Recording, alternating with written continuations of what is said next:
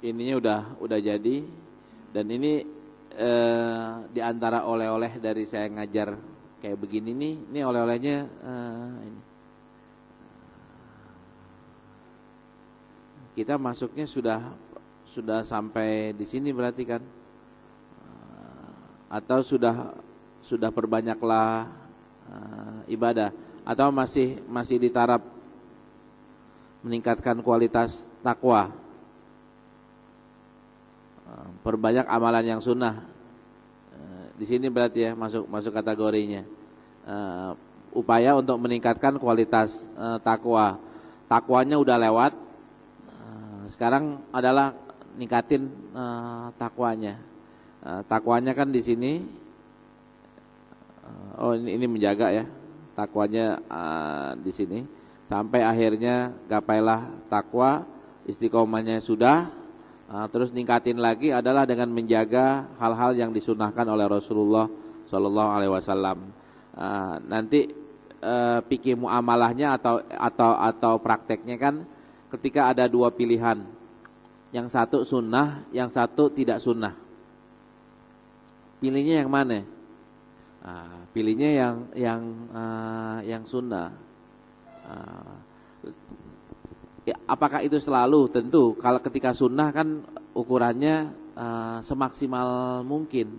Bukannya wajib ya, sunnah tetap sunnah, tetap pilihan. Tapi kalau kita bisa adalah pilihan yang kita pilih, bukan pilihan yang kita bilang ini kan pilihan.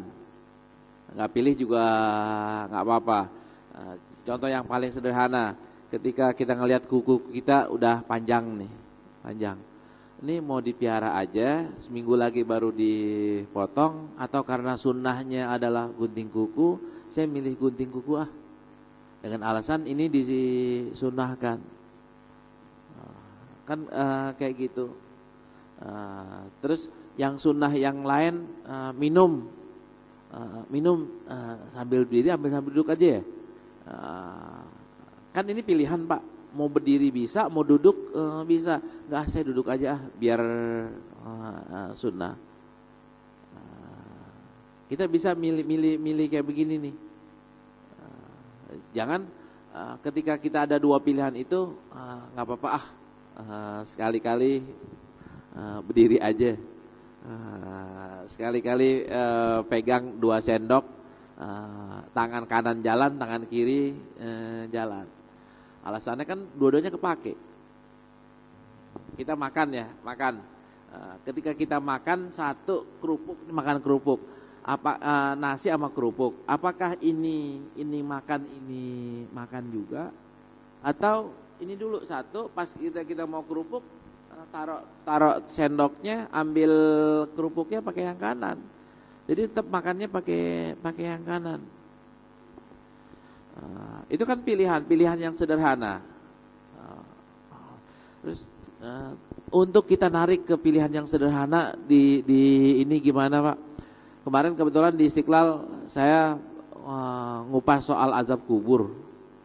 Soal azab kubur, pas baca tek-tek hadisnya, Utsman bin Affan, salah satu hadisnya Utsman bin Affan kalau ke kuburan atau kalau lewat kuburan nangis.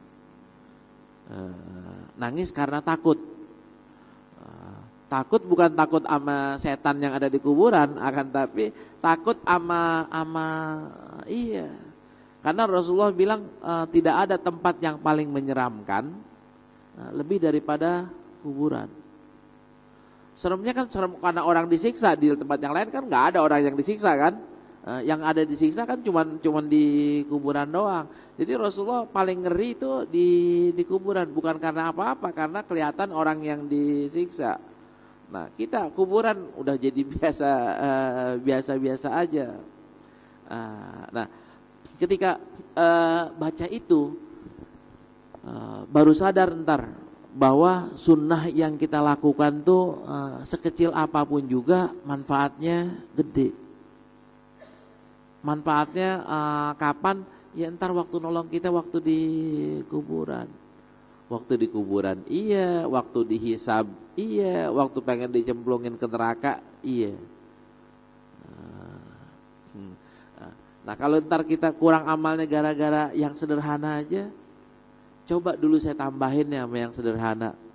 Yang sederhana jalan dari sini ke masjid. Saya selalu sering pulangnya kan duluan, datangnya belakangan. Kalau pulangnya duluan nggak sama teman-teman, apa yang saya lakukan sambil gerak-gerakin badan, zikir. Dari masjid ke sini zikir. Ke kampus gitu, ke kampus pagi-pagi itu saya paling sering zikir di mobil dari sini ke kampus. Yang kemarin saya lakukan ini CD-nya diambil sama Pak Heru, dipindahin ke mobil yang lain. Itu sambil denger Pak, sambil dengerin CD-nya, CD wiridan. Kita ngewirid wiridan yang kayak yang di sini, yang hari Minggu pagi. Nah, itu saya lakukannya di Arafah. Wiridan itu tiap hari kita dengerin dah, sambil kita ngikutin. Sambil kalau nggak bisa ngikutin, ngaminin. Pas bab doa boleh ngikutin, boleh ngaminin. Nah itu udah berapa amal soleh yang kita bisa lakukan. Nah sekarang ada ide baru, ini yang sekarang kan pakai iPad, pakai internetan yang sudah 50.000 sebulan tuh. Dari Al-Azhar saya nyopir nyampe sini, itu satu CD-nya Ustadz Yusuf habis 20 menit, rekamannya Ustadz Yusuf di warung Ustadz habis. Dari sini kemana rekamannya Dr. Buti habis 20 di ini.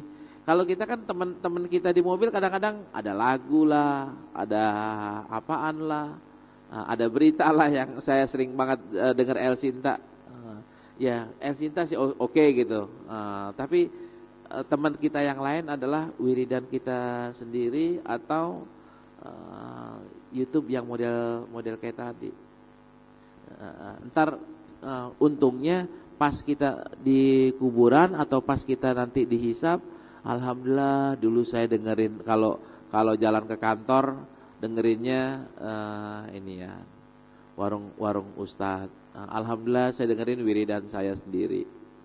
Nah itu saya betul-betul menyaranin banget untuk bapak-bapak dan ibu-ibu di sini banyak yang berkeluarga, ajak istrinya baca wiridannya di rumah tuh.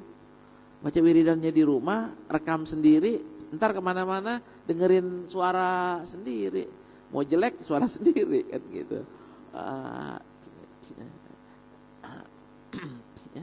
Wiridannya silahkan aja, wiridan yang wirid pagi dan petang ada di sini Pak Heru ya, ada di oke. Kalau nggak salah saya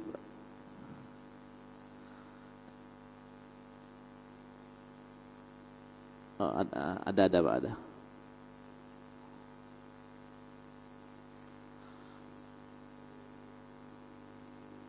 Ini nih dah.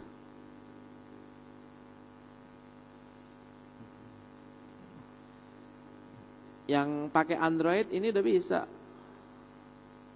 Wirid pagi dan petang, masukin di situ, baca rame-rame wiridannya, gedeinnya.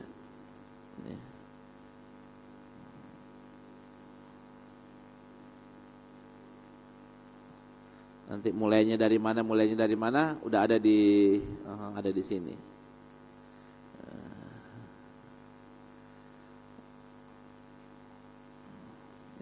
Nah ini kan bagian daripada yang sunnah ini kita kerjain, kita amalin. Mudah-mudahan ini menjadi bekal kita buat di akhirat kelak. Baik, kita kembali ke teks hadisnya. Ini babnya ya.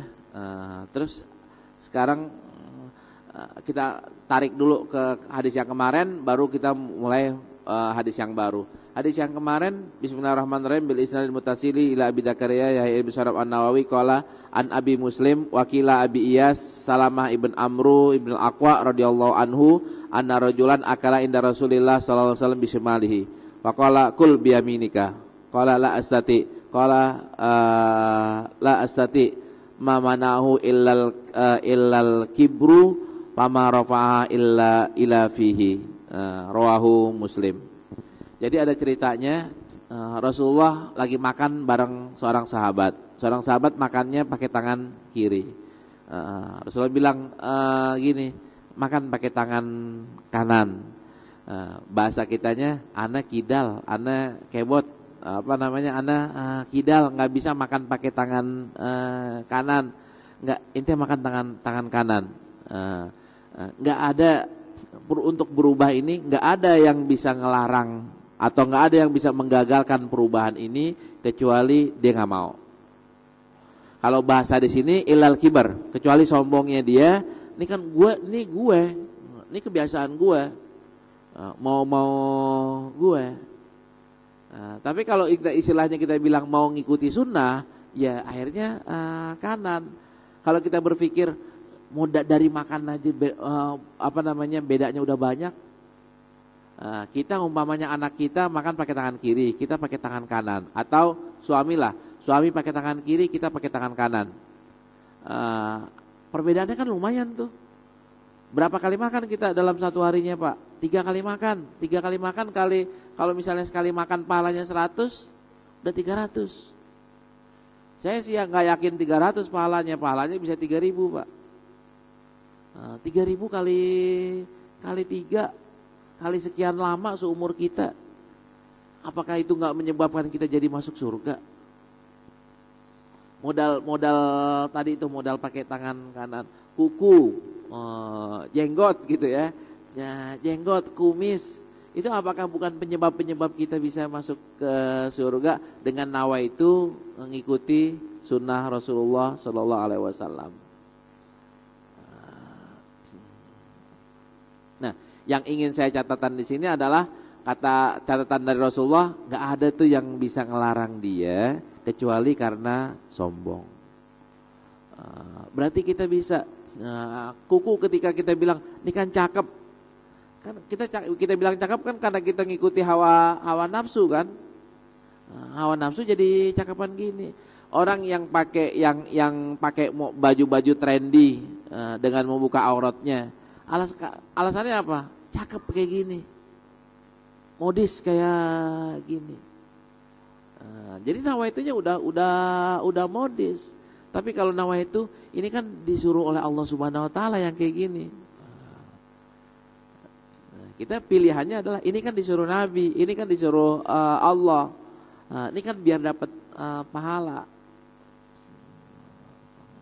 Nah, kita disuruh masuk ke situ. Nah, di hadis yang 160, hadis selanjutnya, an Abi Abdillah an-Nu'man ibn Bashirin radhiyallahu anhuma qala sami'tu Rasulullah sallallahu alaihi wasallam yaqul la tusawwunna sufufakum aw la yukhalifannallahu baina wujuhikum, muttafaqun alaih. Wa fi riwayat Muslim kana Rasulullah sallallahu alaihi wasallam yusawwi sufufana hatta ka'annama yusawi bihal qidah hatta idza ra'a anna qad aqalna anhu thumma kharaja yawman faqama hatta kada ayyukabbira fara'a rajulan badiyan sadruhu wa qala ibadallah la tusawwunna sufufakum aw la yukhalifannallahu baina wujuhikum.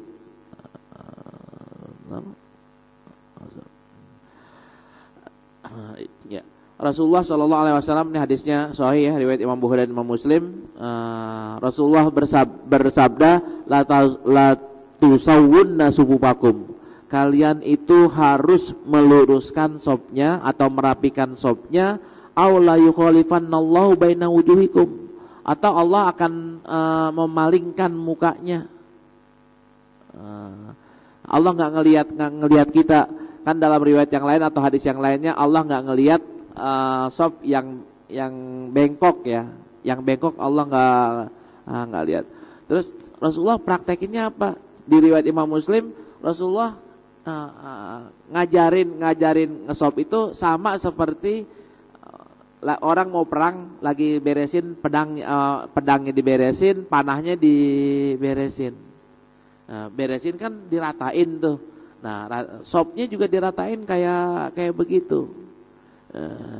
Terus kesimpulannya dengan bab kita, taswiyatus sufuf atau ngelempengin sop itu sunnah bukan?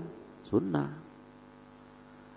Nah kita nih cuek sama sop kita, itu kita kehilangan pahala gak? Kehilangan. Masa bodoh di pojokan lebih enak daripada di ini. Itu udah hilang. Sama yang banyak hilang juga sop awal itu fadilahnya kan gede itu. Kita enakan di pojokan atau enakan di depan, Ustaz? Enakan di depan. Cuman kan kalau untuk kita nih akan ada 3 potretnya. Ada orang yang tahu diri. Tahu diri adalah berhenti pada sop. Ini di Sahih Bukhari, berhenti pada posisi dia waktu datang. Gue nggak enak, gue datangnya belakangan, maka duduknya juga di belakang. Ada orang yang pakai logika, depan kan ada yang kosong, saya nggak apa-apa di kosong tanpa mengambil hak orang lain. Ada satu lagi yang yang Rasulullah nggak demen dan Allah nggak demen, udah penuh, gue pulang aja dah. Ini ada di Sahih Bukhari kayak begitu. Nah, kita mau yang mana? Yang lebih depan, lebih afdol, tapi jangan sampai ngambil hak orang. Kita geserin hak orang datang duluan, tapi kita minta digeser supaya kita masuk di situ. Kalau kosong maka silahkan, tapi kalau nggak kosong jangan nyuruh orang pindah. Duduklah pada posisi yang tepat. Dan kita sholat sehari 5 kali, Ustaz. 5 kali. Kalau kita nggak merhatiin sop kita, kita cuek sama sop kita, itu berapa voucher hilang tuh, Ustaz. Berapa poin hilang. Nah, sholatnya sama, datangnya sama, tapi orang yang cuek sama sop hilang. Ada lagi yang tadi sholat asar juga saya sholat di sini ngelihat di depan saya, orang yang sholat tapi pakaiannya nggak di nggak diperhatiin. Mohon maaf, celana dalamnya kelihatan, mending celana dalamnya doang. Nanti bagian auratnya juga kelihatan.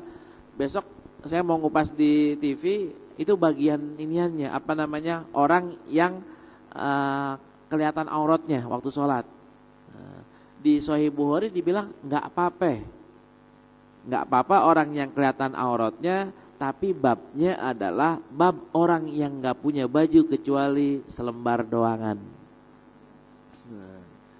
Ketika dia punyanya cuma selembar doang, maka kan terpaksa tuh ditutup yang ini yang ono kelihatan, yang ditutup yang ono yang ini kelihatan. Terus sahabat ini di Sahih Bukhari, sahabat ceritain kepada tabiin nggak bilang nggak bisa kayak gini dong, ini kan membuka aurat, harusnya pakai baju 2 dong kalau kayak gitu. Apa jawab sahabat Nabi? Ente hidup di tahun yang orang semuanya udah punya baju, aneh hidup di tahun yang nggak semua orang punya baju. Kan beda tuh, beda. Nah kalau sekarang kita kan semuanya orang udah punya baju, dan semua orang gampang banget punya baju yang agak sedikit panjang biar menutup auratnya. Nah, kalau kita bicaranya zaman dulu, zaman sahabat, zaman Nabi, itu fikihnya boleh karena fikihnya kondisinya kayak begitu. Waktu perang Uhud, Sayyidina Hamzah itu emang dikapanin pakai 7 lapis. Boro-boro 7 lapis, 1 lapis saja susah. Kan palanya ditutupin, palanya kakinya kelihatan, ditutupin kakinya, palanya kelihatan. Ya karena nggak ada bahan. Nah di kita udah beda, udah semuanya mudah, maka fikihnya juga jadi beda.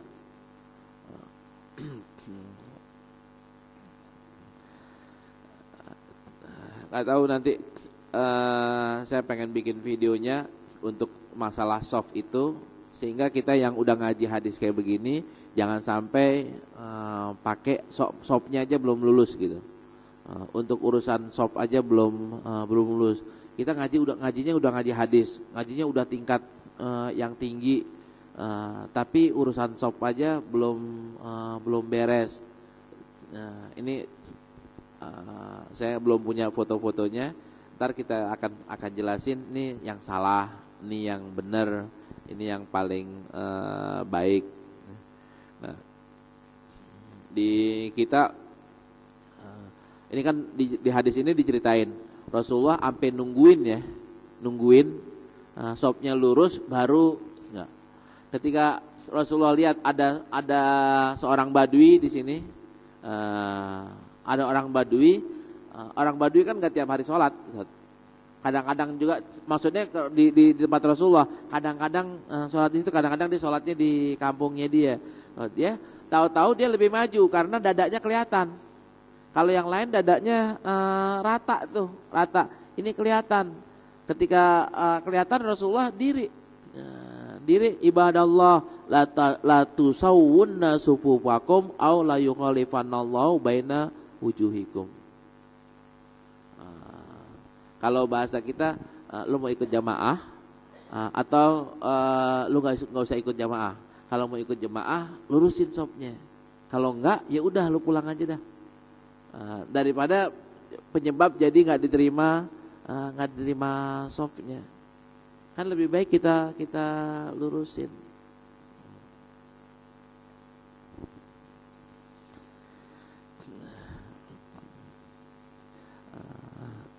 Di hadis yang 161 an Abi Musa radhiyallahu anhu qala ihtaraqa baitun bil madinati ala ahlihi minal lail falamma huditsa Rasulullah sallallahu alaihi wasallam bi sya'nihi qala inna hadhihi nara aduwwun lakum fa idza nimtum fatbi'uha ankum muttafaqun alaih. Hadis sahih riwayat Imam Bukhari dan Imam Muslim. Diceritakan oleh Abu Musa al-Asy'ari bahwa satu hari ada rumah di Madinah kebakar. Terus hal itu diceritain ke Rasulullah SAW. Apa jawab Rasulullah? Inna hadhihin nara aduun lakum. Sungguhnya api itu adalah musuh kalian. Fa idza nimtum fatbi'uha ankum. Kalau tidur matiin tuh lampu. Kalau dalam bahasa dulunya matiin tuh pelita. Matiin tuh kompor kan gitu kan. Matiin tuh bara api ya dulu, zaman kecil dulu. Matiin tuh colen. Matiin. Supaya apa? Supaya nggak ngebakar. Nah sekarang kan ilahnya bukan lagi kebakar. Ilahnya kan matiin tuh lampu sayang-sayang. Listriknya sayang-sayang. Saya nggak tahu. Ini aneh bin ajaib. Selama di Australia nggak ada satu rumah orang Australia yang lampunya kayak di kita, Pak. Lampunya kan kita terang-terang gitu, malam terang-terang banget. Mereka lampunya riep gitu. Maksudnya cuman satu rumah pakai 2-3 lampu. Kalau kita kan banyak gitu. Sampai kelihatan semuanya. Di sana jarang. Alasannya apa? Hemat energi. Kalau udah kelihatan buat apaan? Nah kita nih yang apakah kita salah atau mereka yang salah? Harusnya yang wajar. Nah kita banyak yang melebihi kewajaran. Cuman kan kalau alasan orang kita sekarang nih, jangan gelap-gelap takut ada setannya. Terangin aja biar setan nggak di situ. Ya Allah.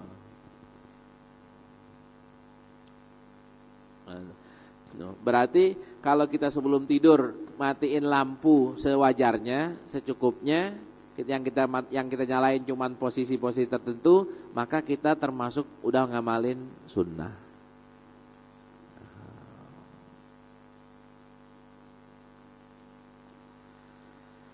Baik. Nah, hadis berikutnya As-Sabi anhu qala qala Rasulullah sallallahu alaihi wasallam inna mathala ma ba'athani Allahu bihi minal huda wal ilm kamathali ghaisin asaba ardan bakanat minha ta'ifatun thayyibatun qabilatil ma'ah fa'ambatatil kala ya wal usbal katsira wa kana minha ajadib amsakatil ma' fanafa'allahu bihan nas fasyaribu minha wasaku wazara'u wa asaba ta'ifatun minha ukhra innama hiya qi'anun la tumsiku ma'an wa la tumbitu kala'an fadzalika mislu man fahuka fi dinillahi wa nafa'ahu bima ba'athani Allahu bihi fa'alima wa 'allam wa mathalu man lam yarfa' bidzalika ra'san walam yakbal hudallahi alladzi ursiltu bihi muttafaqun alaih. Ini Rasulullah itu kasih perumpamaan. Kasih perumpamaannya Allah itu mengutus Rasulullah ada ilmunya, ada hidayahnya, ada ilmunya. Perumpamaannya adalah seperti ghaisin, seperti hujan yang menyirami satu padang. Nah, satu padang kan dia ada 3 model. Ada satunya qabilatil ma fa'ambatil kala, ada yang satu bisa nungguin rumput. Dia nggak ketampung tapi nungguin rumput. Rumputnya kan ada manfaatnya kan. Orang pakai buat makan onta, buat makan ternak sehingga ternak itu menghasilkan susu. Ada lagi yang nggak megang, ada yang megang, ada yang bahasa kita kayak kalenan gitu, kayak wadi, turun hujan, airnya ketampung, akhirnya orang minum dari situ, orang minum dari situ, orang minum bisa, hewan minum bisa. Kalau rumput orang kan nggak bisa makan, tapi hewan masih bisa makan. Arti kan manfaatnya beda antara air sama rumput. Ada lagi yang rumput kagak hidup, air juga kagak megang, jatuh udah langsung rembes, kagak ada sisanya amat. Nah, orang yang mendapatkan hidayah dari Rasulullah SAW, Rasulullah membawa ilmu, membawa hidayah, ada yang nerimanya 3 model tadi itu. Ada yang model terakhir lempeng aja, masuk kuping kanan, keluar kuping kiri. Ada yang masuk buat dia sendiri, ada yang masuk buat dia dan orang lain. Nah, kita yang mana nih? Kita yang masuk kuping kanan keluar kuping kiri, ya, atau buat diri sendiri, atau buat diri sendiri dan buat orang lain. Nah, yang cakep kan yang kita sendiri ngambil manfaatnya, orang lain juga ngambil manfaatnya. Nah, supaya kayak gitu apa? Ya pegang. Ilmunya dipegang, ilmunya diterapin, ilmunya diajarin. Kan berarti dapat semua tuh. Nyari ilmu iya, ngamalin ilmu iya, ngajarin ilmu iya. Gue datang ke pengajian, kalau datang doang buat sendiri, alhamdulillah buat sendiri. Ini pengajian aja kagak datang, gimana mau ngamalin? Nah, kita mudah-mudahan ngambil yang posisi 3. Nah, supaya kita ngambil posisi 3, yang artinya dapat iya, ngamalin iya, ngajarin iya. Nah, ini gimana? Ya tadi itu yang saya bilang, besok rekamannya di storyin. Di storyin di mana? Udah di mana? Habis itu kita masukin ke YouTube. Nah, biar orang bisa. Nah, yang saya perempuan nggak apa-apa kan, perempuan asal semuanya dijaga, maksudnya ya jangan buka auratnya, ngomongnya jangan pakai belagu-belagu, ngomongnya normal-normal doang, kan nggak ada masalah. Biar kita masuk ke kategori yang ketiga, kita nggak bisa memberikan manfaat kepada orang lain.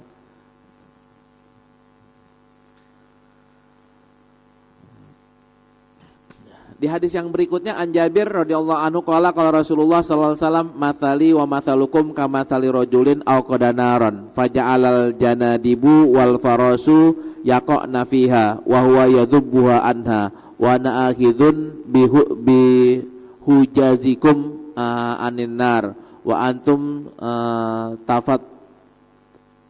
tafallatuna min yadi. Rawahu Muslim.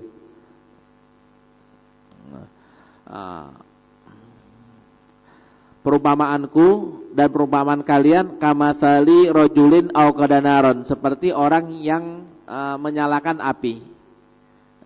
Faja'alal janadibu, ini mohon maaf saya penjelasannya belum begitu ingat.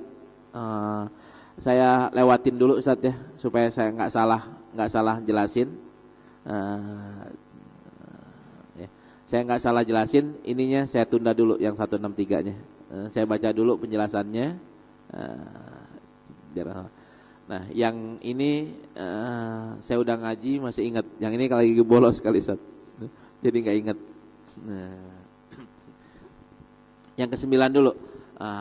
Anhu anna Rasulullah sallallahu alaihi wasallam amara bilaqil asabi'i was-sahfati wa qala innakum la tadruna fi ayyuha al-barakah rawahu Muslim. Wa fi riwayatin lahu idza waqa'at luqmatu ahadikum falyakhudha falyumit makana biha min adha wal yakulha wala yada'aha lisyaitan wala yamsah yadahu bil mandil hatta yal'aqa asabi'ahu fa innahu la yadri fi ayyi ta'amihi al barakah. Wa fi riwayatin lahu inna syaitana yahduru ahadakum inda kulli syai'in min sya'nihi hatta yahduruhu inda ta'amihi fa idza saqat min ahadikum al luqmatu fal yumit maka nabiha min adha fal yakulha wala yada'ha lisyaitan. Kita ambil riwayat yang paling lengkap yang bawah. Sungguhnya setan itu datang ke kita atau ngikutin kita di semua perkara kita. Di semua perkara kita sampai ketika kita lagi makan. Karena itu ketika kita lagi makan ada makanan yang jatuh, hendaklah kita ambil dan kita buang yang kotornya, bahasa kita yang kotornya. Kenapa kayak begitu? Jangan ninggalin buat setan. Terus di riwayat yang lainnya, kenapa seperti itu? Kalau riwayat yang kedua di sini, jangan dilap sama mandil, sama selampe atau sama tisu, tapi lapnya dijilat. Kok dijilatin? Apa iniannya? Nah, sama dengan hadis yang atas nih, innakum la tadruna fi ayyiha al barakah. Sama nih, fa innahu la yadri fi ayyi ta'amihi al barakah. Dia nggak tahu yang berkahnya makanan itu ada di mana. Di hadis yang lain, fa innal barakah fi akhiri ta'amihi. Nah, ini saya ingat saya ngaji Sahih Bukhari, guru saya yang jelasin, berkah itu ada di akhir makanan yang dia makan, di akhir makanan. Nah, makanan mana yang akhirnya? Yang akhirnya yang paling akhir adalah yang ada di tangan kita. Nah, kalau pengen makan dapat berkahnya begitu. Saya belum tega Ustaz. Ini kan semuanya kan masalahnya masalah kebiasaannya. Ada yang bilang nih jorok, ini apa? Jorok itu kan di tempat-tempat tertentu beda sama di tempat-tempat yang lain kan. Orang tuh ada kobokan gitu. Kita ngobok di sini. Buat orang lain tuh jorok tuh. Tapi kita makanan di muludan di mana-mana kita begitu nggak jorok. Di Arab satu gelas minumnya berame-rame, nggak jorok. Di kita di sini belum bisa tuh, belum bisa. Nah, kita begini ini kan sebenarnya kalau kita rame-rame ya di komunitas tertentu kita makan pakai jelatin lidah, kita bilang sama-sama bilang nggak jorok, selesai. Maka jadi nggak jorok. Nah, kita bisa ngerubahnya bilang nggak jorok gara-gara apa? Mudah-mudahan ini berkahnya.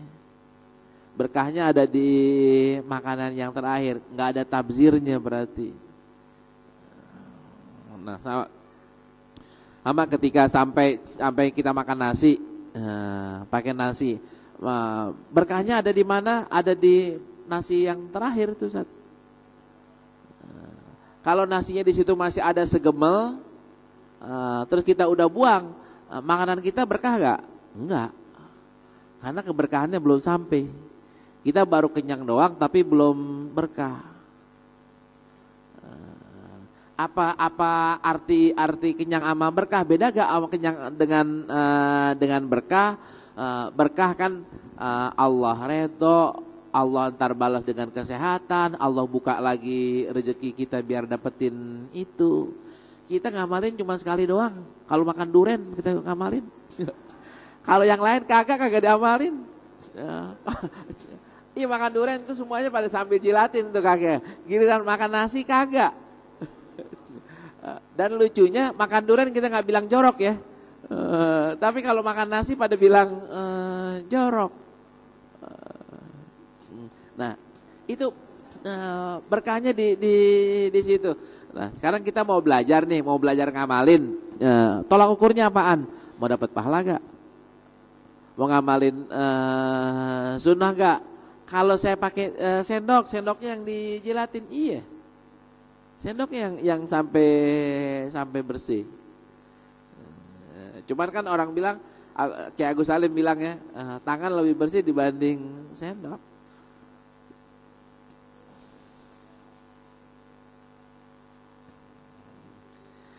Ada lagi orang yang bilang gini, karena setan ntar dimakan setan, lu nggak mau sedekah sama setan kan gitu kan? Sedekah ngapa sekali-kali sama setan? Ini kan setannya bisa hakiki, bisa maknawi.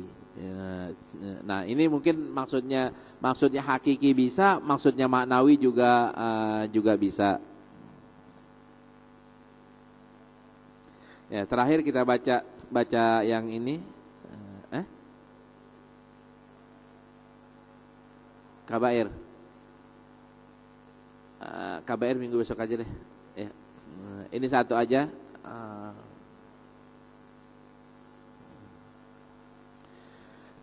An Ibnu Abbasin radhiyallahu anhuma qala qama fina Rasulullah sallallahu alaihi wasallam bi mau'izatin. Faqala ya ayuhan nas innakum masyuruna ila Allah ta'ala khufatan uratan ghurla kama bada'na awwala khalqin nu'iduh wa'dan alaina inna kunna fa'ilin. Ala wa inna awwalal khalaiki yuksa yaumal qiyamah Ibrahim alaihi salatu wassalam. Ala wa innahu sayuja'u birijalin min ummati fayukhadhu bihim zata shimali wa aqulu ya rab ashabi fayuqalu innaka la tadri ma ahdatsu ba'daka fa aqulu kama qala al-abdus salih wa kuntu alaihim syahidan ma dumtu fihim ila qaulihi al-azizul hakim fayuqalu li innahum lam yadzalu murtaddina ala aqabihim mundu faraqtahum muttafaqun alaih. Quran artinya ay ghairu mahtunin.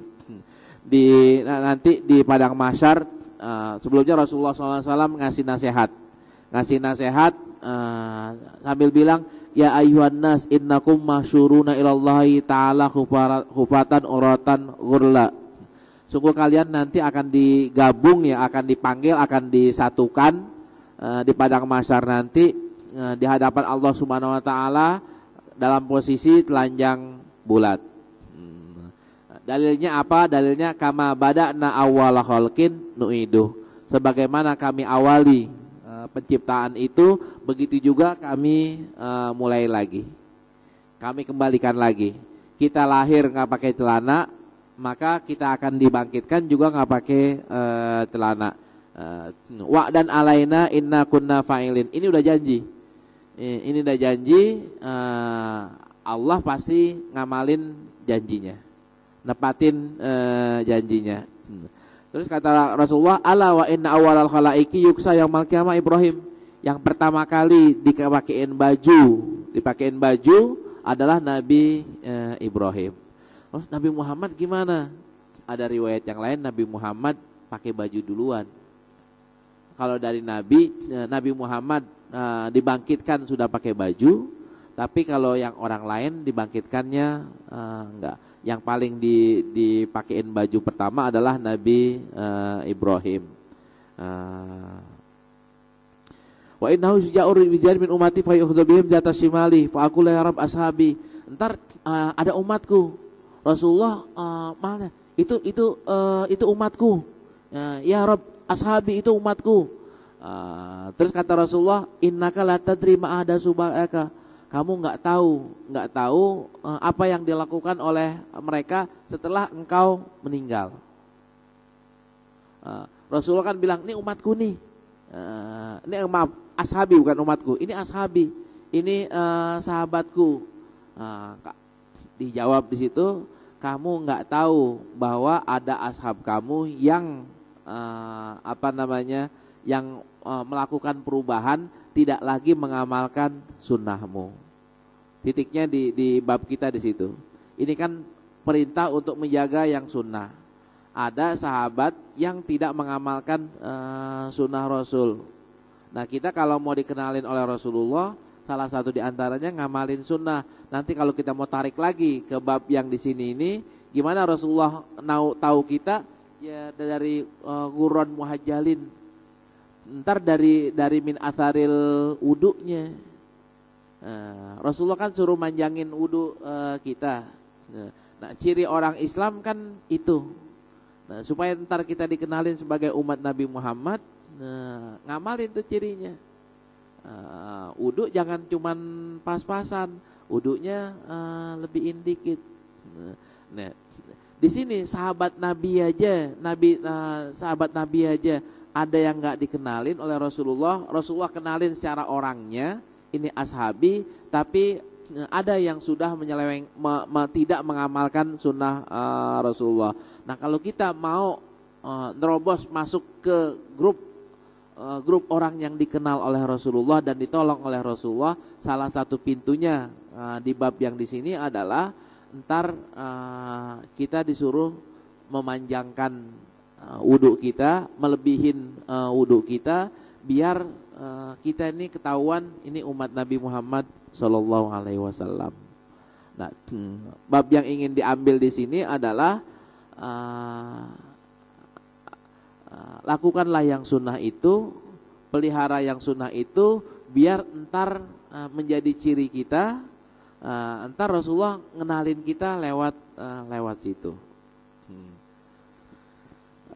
Terus ketika Rasulullah dibilang, oh ini ashabku, kan Rasulullah cuman bisa ya, bilang doang, ini bukan ashabmu lagi, karena kamu nggak tahu apa yang dilakukan oleh dia setelah kamu meninggal. Rasulullah cuma bilang, wa kuntu alaihim syahidam madumtu fihim.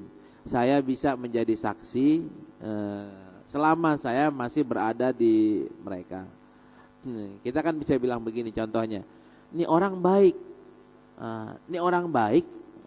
waktu ente masih hidup dia baik. Ketika ente udah meninggal dia berubah. Bisa gak orang terjadi kayak gitu? Bisa terjadi. Nah pesan yang di sini kan kita jangan berubah. Kalau udah baik terus sampai innalillahi wa inna ilaihi rajiun.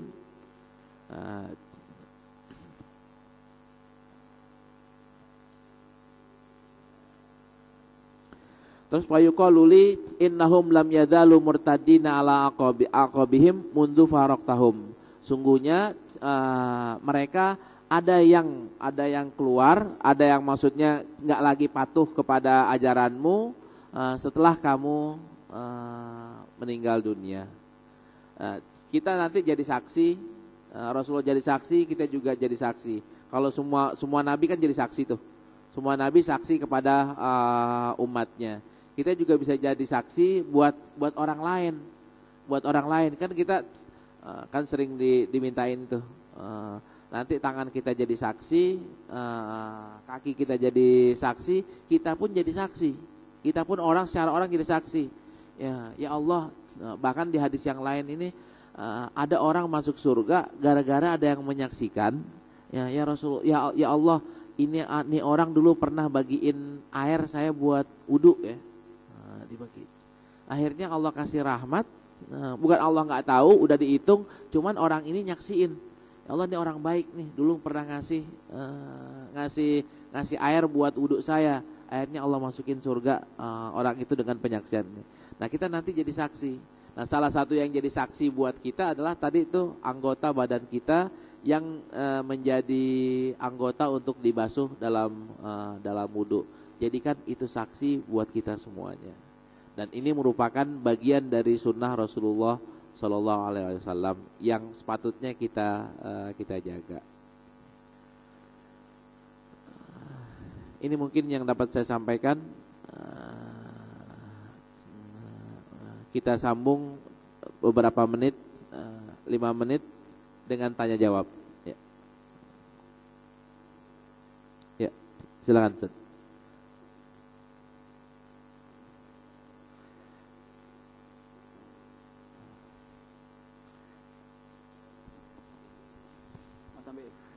Majuan dikit ya.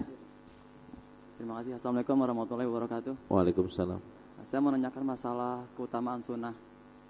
Saya sudah mencoba menerapkan beberapa sunnah. Salah satunya sunnah wudhu itu adalah setelah azan, baru wudhu yang utama ya, keutamaan sunnahnya.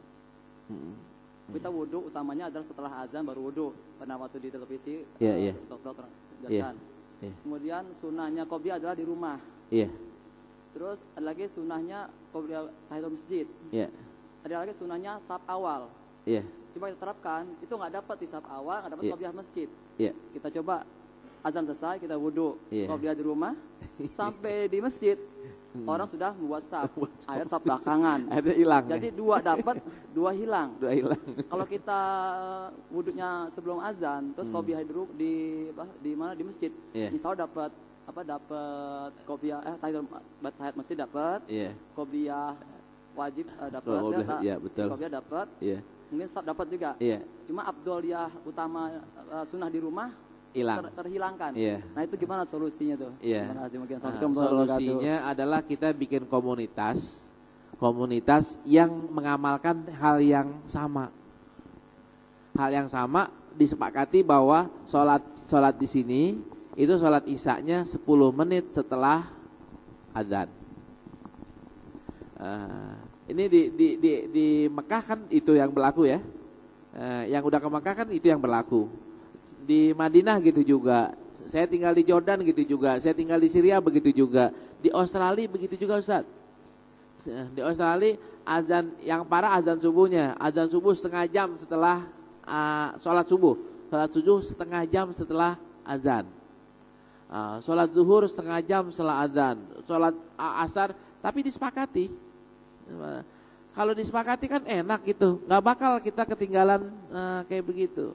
Cuman kalau umpamanya kondisinya kita nggak sepakat, ya terpaksa milih-milih dah jadinya Ustaz.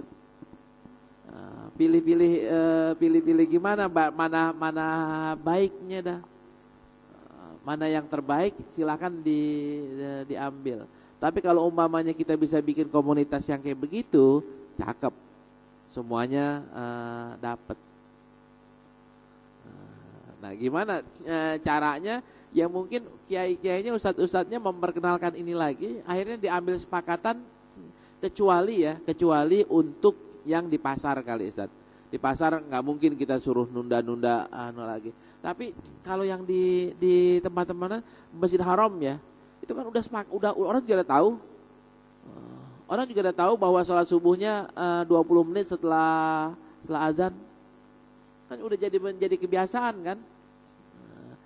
Sholat Jumatnya zuhurnya jam 12 Ustaz. Zuhur di Australia jam 12, tapi azan sholat Jumatnya jam 2. Nah, karena nggak dikasih izin inian.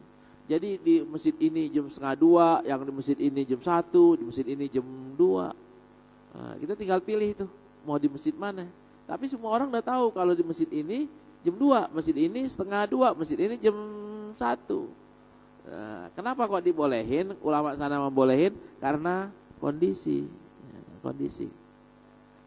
Di London dekat tempat kita tinggal dulu, saya tinggal dulu di situ, masjidnya sholatnya dua kali. Yang mau bahasa Arab jam 12, yang mau bahasa Inggris jam 1.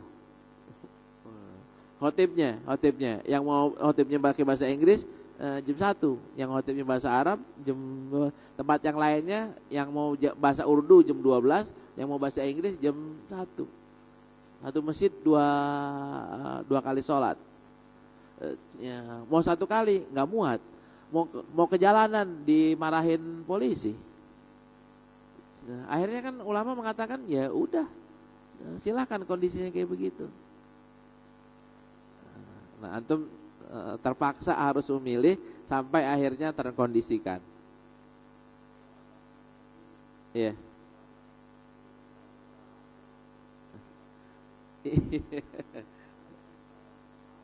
Iya.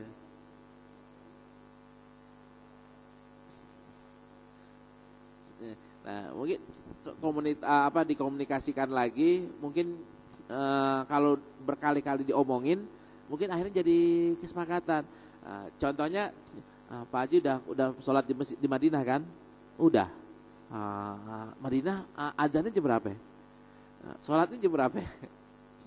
Kan pasti ketara banget tuh kan, waktu jedanya itu ketara. Kenapa kita nggak ngikutin kayak gini?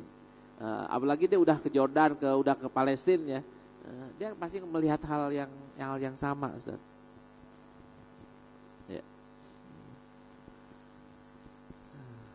Ada lagi satu lagi.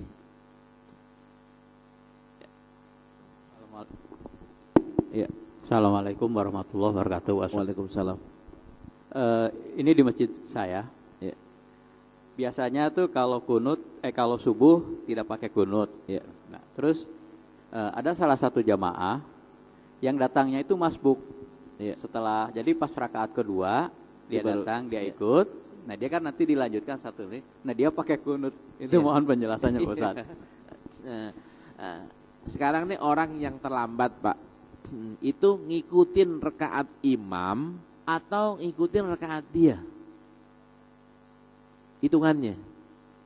Kalau ikutin rakaat imam, maka dia nggak usah pakai tahiyat lagi, Ustaz. Iya kan? Nggak usah tahiyat lagi, udah tahiyat tadi. Kan dia buat rakaat pertama, buat imam kan rakaat kedua. Berarti kan dia nggak usah tahiyat lagi kan, yang keduanya.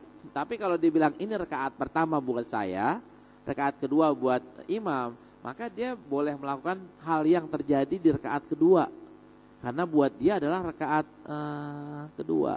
Nah, soal perbedaan tadi, jangankan yang kunut, imamnya mungkin nggak baca Bismillah secara jahron, siron imamnya. Dia bacanya Bismillahirrahmanirrahim. Udah beda lagi. Nah, perbedaan kayak gini tidak ada masalah. Silahkan dia baca Bismillah secara jahron, sekalipun imamnya tadi itu yang diikutin bacanya sirron. Nanti imamnya nggak pakai kunut, dia rakaat keduanya pakai kunut, silahkan. Yang penting, Pak, jangan sengaja ninggal satu rakaat gara-gara mau kunut.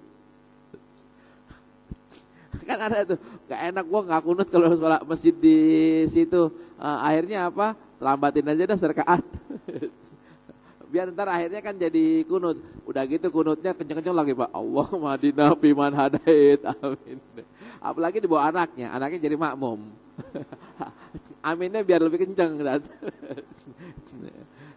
Kalau sekali nggak apa-apa, itu kejadian ya, kasus. Tapi kalau misalnya rutinin kayak begitu, ini nggak baik. Lebih baik ikuti apa yang ada di situ, nggak masalah soal kunut dan tidak kunutnya. Baik, ini mungkin yang dapat saya sampaikan. Saya punya PR tadi itu. Saya punya kitab namanya Al-Amsal. Al-Amsal ada 3 kitab kali. al-amsal, perumpamaan yang Rasulullah sampaikan. Ini salah satunya ini. Cuman mungkin penjelasannya saya masih belum ada di ingatan saya. Jadi PR buat saya dan PR buat bapak-bapak dan ibu-ibu adalah HP-nya dipakai, HP rekamannya dipakai. Lagi goreng juga nggak apa-apa Bu. Lagi goreng ingat apa, hadisnya disampaikan. Lagi gendong anak juga nggak apa-apa, hadisnya disampaikan. Baik, mari sama-sama kita tutup dengan baca surah Al-Fatihah. Mudah-mudahan apa yang kita dapat bermanfaat dan bisa kita terapkan. Kita termasuk orang-orang yang menjaga sunnah-sunnah Rasulullah SAW dalam kehidupan kita. Bitilkan niyah Al-Fatihah.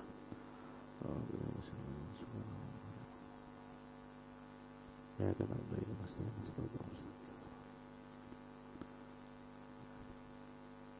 wa fana karim wa fana rahim hamdan ya fi ni'maika fi madidah ya rabbana lakal hamdu kama yanbaghi li jalal karim wa azimi sultanik.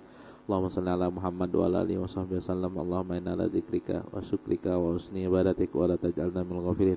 Allahumma inna nas'aluka ridhaka wal jannah wa na'udzubika min sakhatika wan nar. Allahumma innaka 'afuwun karim tuhibbul 'afwa fa'fu 'anna ya karim. Allahumma arzuqna hubbaka hubban nabiyyika hubbal mu'minin wal muslimin.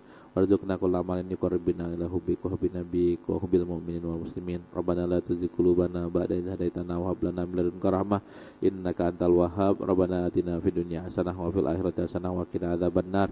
Da'wahum fiha subhanakallahumma wa tahiyyatuhum fiha salam wa akhiru da'wahum alhamdulillahi rabbil alamin. Alhamdulillah rabbil alamin. Assalamualaikum warahmatullahi wabarakatuh.